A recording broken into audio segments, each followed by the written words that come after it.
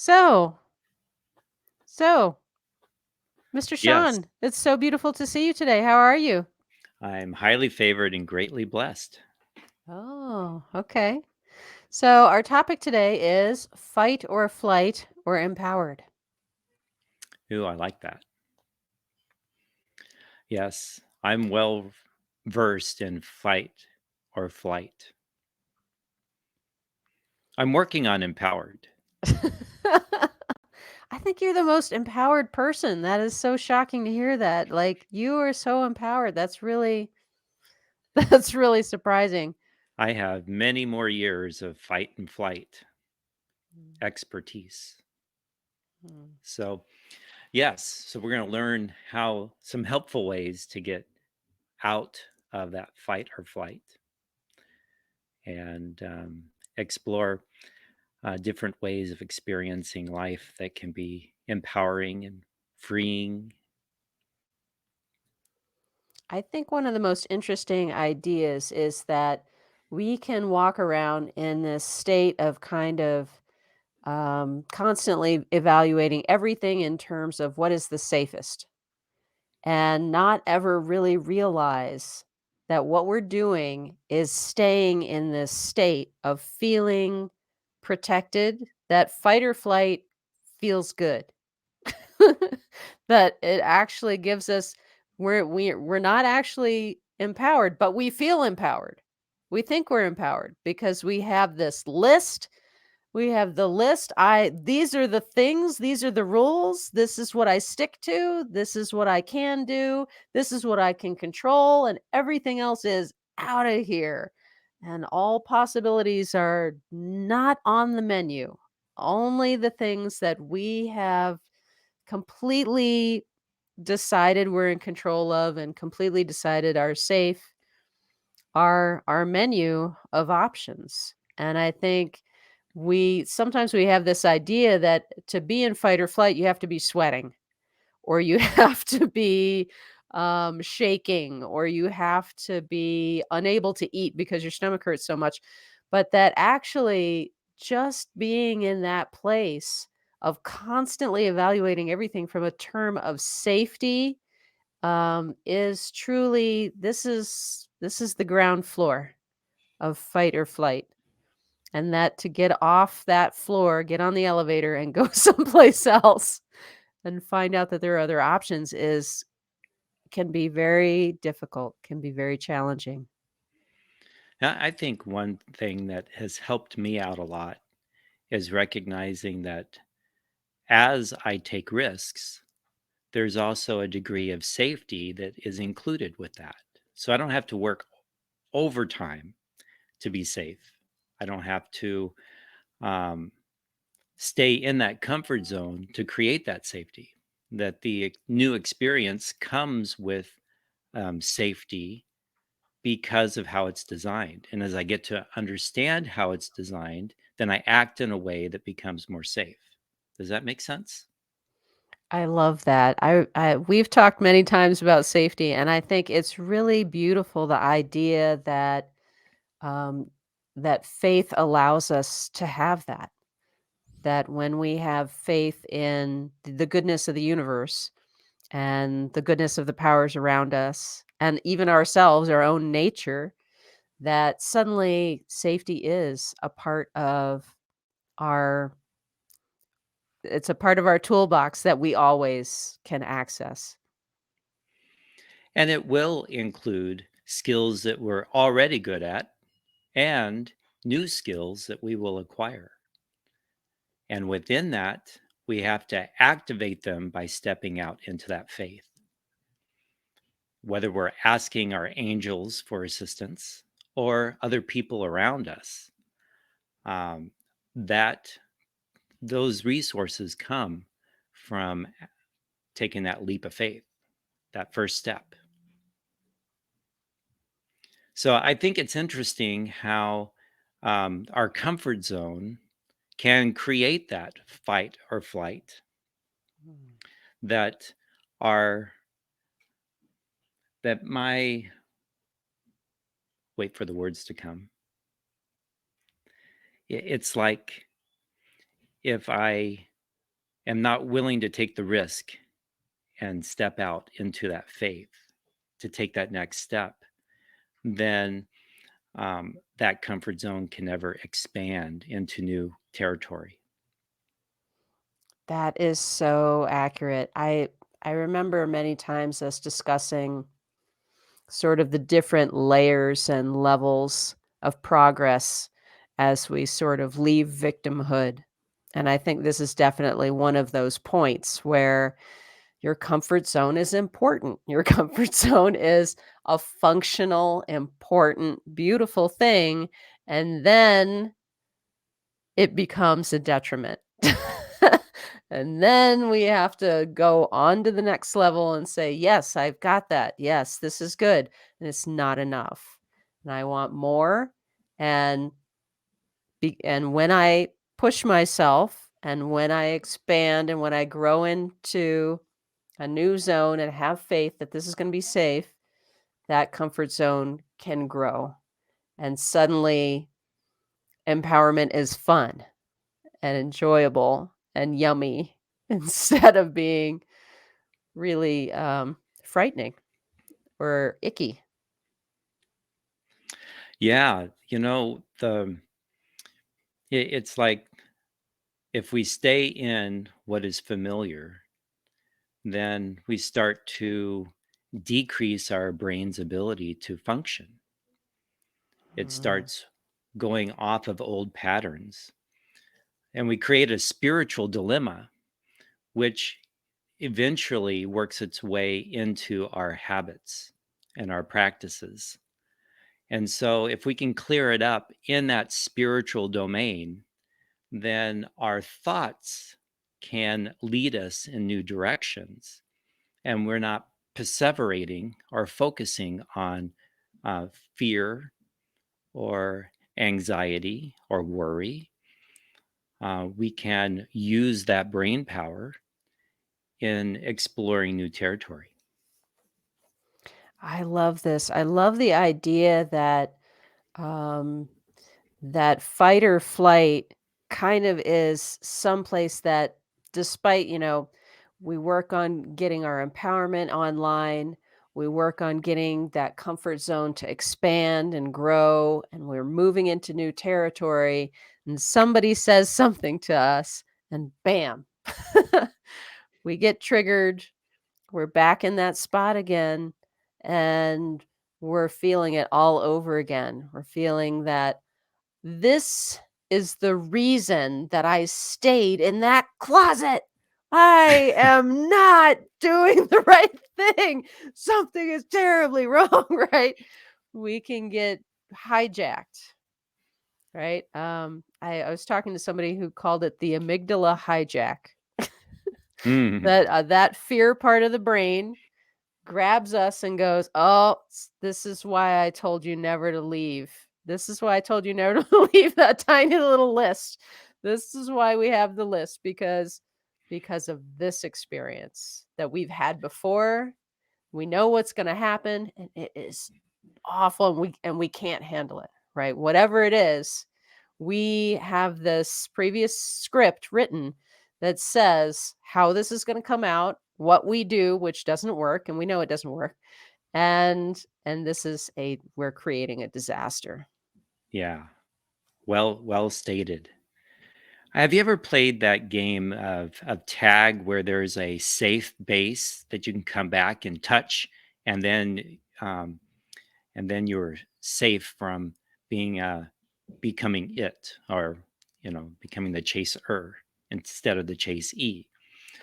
Well, if we use our comfort zone as a safe base, a place to touch, to remind, to refresh, to prepare, so that we can go out and continue our adventures, then we have kind of swapped it over, kind of um, switched how it functions. So instead of a place to reside, it's a Mm. place to prepare and to rest and to um, well, I remember growing up, one of the first Bible verses that I um, memorized was the 23rd Psalm.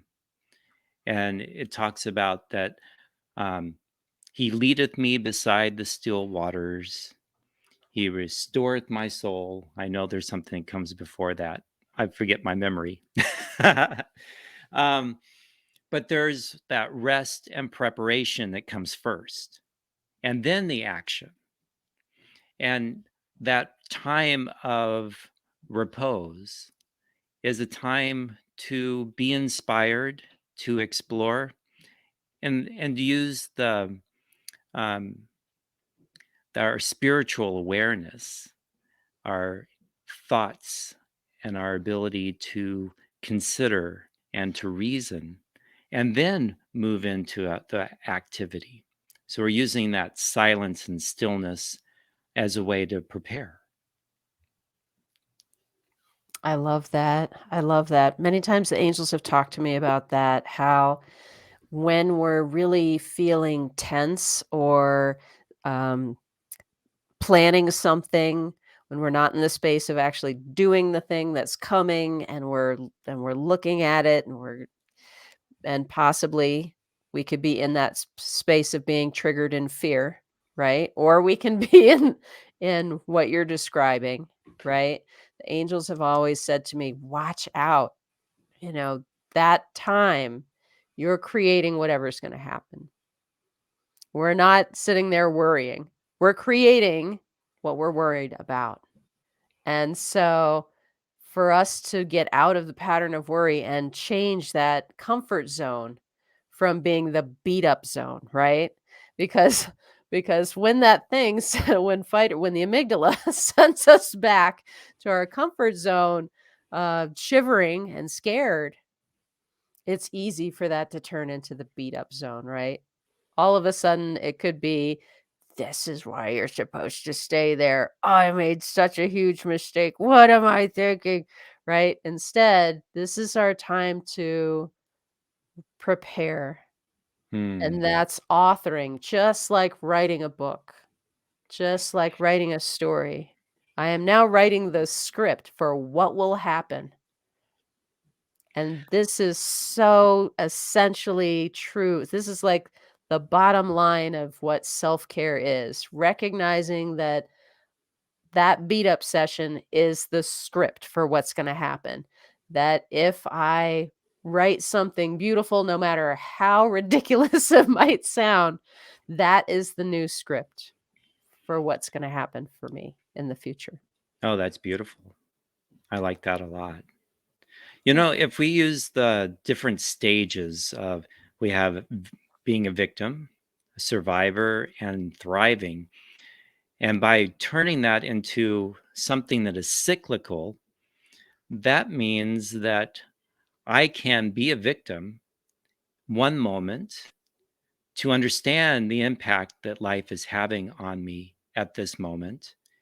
And then learning how to manage it allows us to move into that surviving area. And then once we've learned how to manage it, we can risk it by leaving it behind or building off of it into something that's brand new. But each stage works off the other. And so that sense of safety, that sense of comfort expands as you move into those different ways of expressing life through you. I think this is so beautiful. This is one of the most beautiful aspects of your teaching that I so appreciate is your ability to appreciate the old bits, right? In all these growth circles, people who are, in the mindset of I am improving, right? Oh, there's like a whole community of people who are just that's all we talk about, right? All we talk about is how we're doing better, what our challenges are. That's our focus all the time, every day, right? In this community, there's like this whole litany of sawing off the past, of chopping things away, of rejecting people who no longer serve us, of rejecting whatever, rejecting how we used to be. There's very much this um sort of core litany of if you aren't doing that, you're not growing. And I love how whenever we talk about this, you're just like, no, if we can't accept those previous stages, then we can't accept other people's growth. We can't be Hmm. compassionate when someone else shows up and they're in the stage that we just got out of. Like this is our mission in the world is no matter what our job is, no matter how we make money, no matter what the business card says, it could say florist. And our job in the world as human beings is to see ourselves in someone else, see our journey and take their hand and say, "Yes, I get it. It's okay. Where you are is okay." And we can't do that if we're constantly going, "I was bad. That's out of here. I'm not doing that ever again. This is terrible." Like to be able to see those stages and love them and care about them, to see our Mm. fears and go, "Oh, I understand and I love my fear and it's beautiful that I can move on now." I love that old comfort zone because I'm just dropped into it again. And now and I'm so grateful that it's here like an old my Super Bowl sofa and my bowl of chips that I'm gonna sit here on until I feel better so that I can get up again and I'm gonna write my script while I'm on my Super Bowl sofa, feeling all these feelings that are overwhelming. I'm gonna write the script for how this is gonna be, and now I'm gonna get up and go back out there again. Well said. One of the things that I really admire about you is I thought I was the only one who pulled the covers over their heads and hide from the world.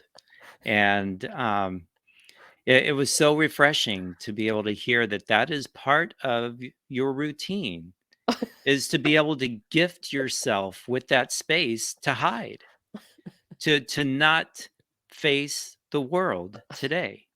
That is so important. And if we can allow ourselves to do that, then we can also risk something by taking that next step and creating something brand new. I love the idea that that time is so sacred, right? That when we when we go to bed and pull the covers over our head, that time is sacred. That I talked to someone once who called that bear time. They said, "What is the greatest predator in North America?" The bear. Yeah. What does the bear do? Is the bear out there hunting every single day? No. What makes the bear the greatest predator? Because it sleeps, because it hibernates. It spends 3 months in deep meditation, quiet, resting. And when it comes out, it's fierce. And so I'm always trying to remember, okay, right, this is a holy time. When whether we're whether we're actually having a breakdown or whether, which is really something being deconstructed.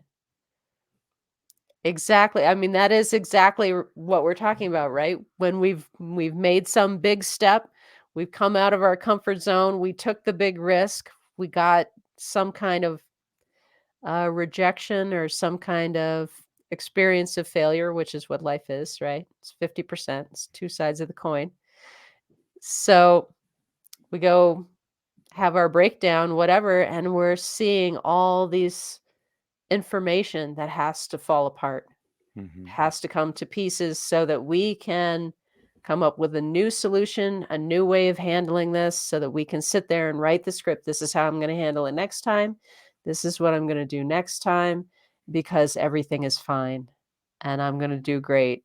And we're not living life if we don't have those experiences. We're not living life if we haven't come out of our comfort zone and got sent back to the locker room. Well, and it's interesting. Some people will take that space of silence and it will be a prison. Some people will take that space and make it an incubation period where something miraculous can take because of the pressure that's required to create something new. I'm thinking of uh, like was it Shadrach, Meshach, and Abednego? Were they in the fiery furnace? Hmm. And um, that fiery furnace didn't burn them up, but the intensity of the moment created something very unique. And just like, I think Nelson Mandela had his most remarkable years after his imprisonment. You know, Hmm.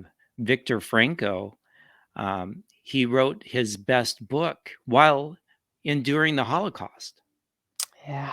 And so we have this going on in our lives already. We can also change how we are relating to it.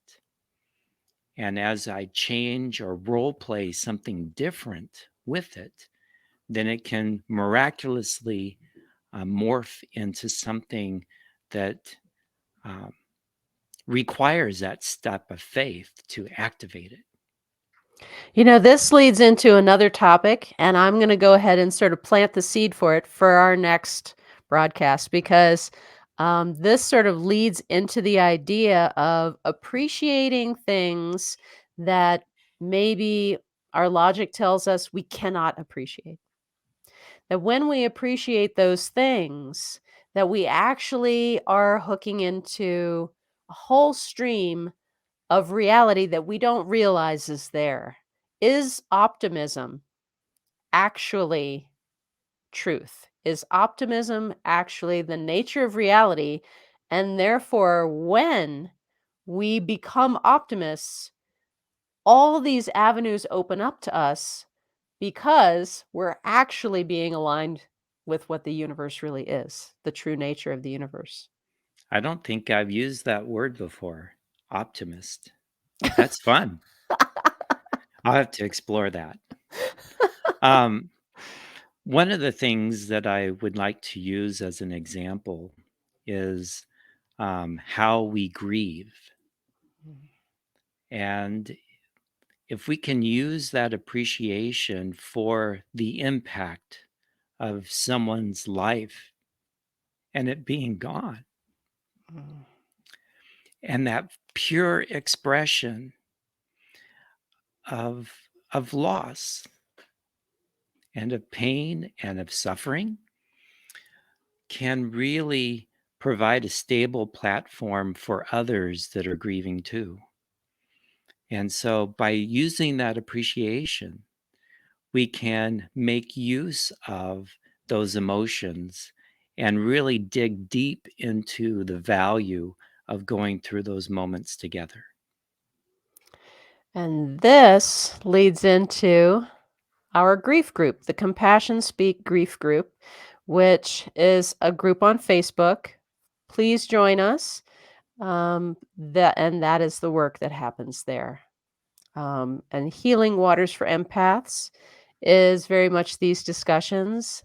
Sean and I are dedicated to empowering empaths and other sensitive people to really living their fullest life and recognizing how we create with our words, the words we use for ourselves and the words Hmm. we use for others. Our grief circle, Compassion Speak Grief Circle, is another Facebook group. Join us, and we have different discussions over there that very much focus on grief.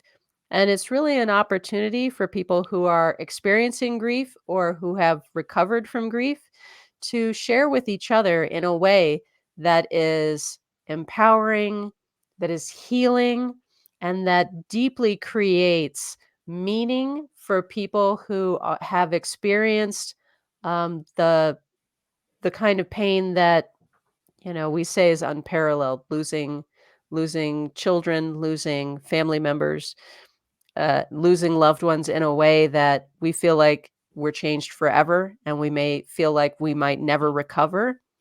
And this is an opportunity for everyone, for you, to take those experiences and share them and create Mm. meaningful healing for yourself and for others with those experiences. Oh, I'm so grateful to be a part of these groups and to share conversations like this with you, Cleo. Thank you for our time together. Thank you so much. This has been awesome. I'm looking forward to next time. All right. Have a wonderful day. All right. You too.